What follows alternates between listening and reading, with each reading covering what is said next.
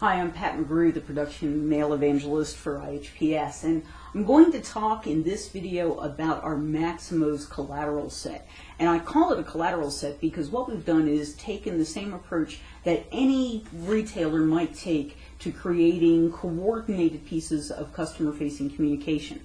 So you may be familiar with this piece of Maximo's collateral, which has been around for a couple of years, and it was originally envisioned as a direct mail piece.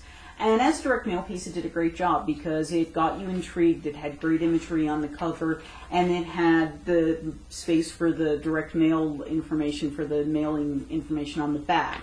And this is a great piece, but as a standalone, frankly, it was pretty static and didn't really take us all the way down that direct mail marketing road. So we took this Maximo's brand and we actually repurposed a lot of the assets that we originally assigned to it. And for Drupa this year, we created this piece, which is a self-mailer.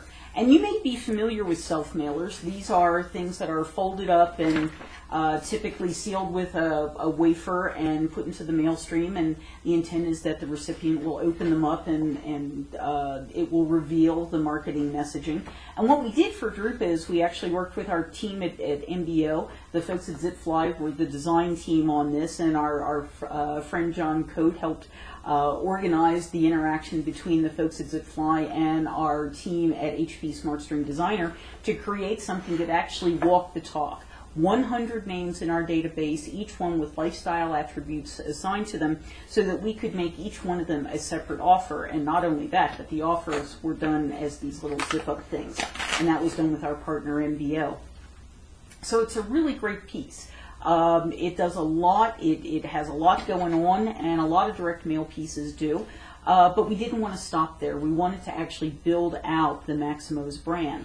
So one thing that marketers face frequently is this need to take assets and reuse them, just like we did.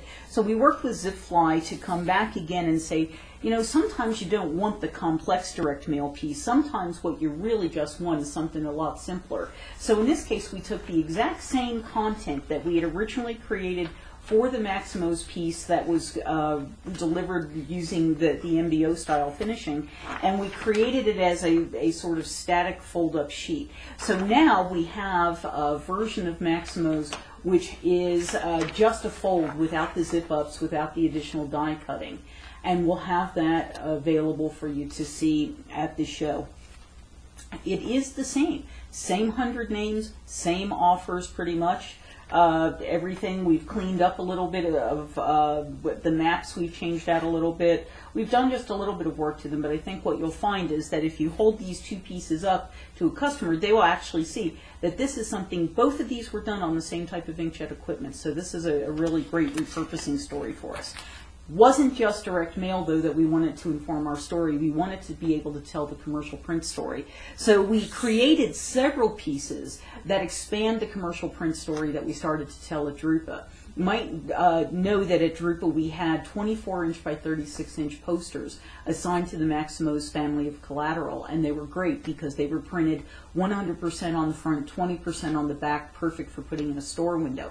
We wanted to expand that story. So the next thing that we did is we created a great set of posters, and the posters are designed to do the same thing. These are 11 by 17, and you'll see that we have a bunch of them that we're going to be bringing, and you might notice that they're also printed on the back. So 100% on the front and 20% on the back, so that you get the ability to hang them in a store window and have them reflect really great.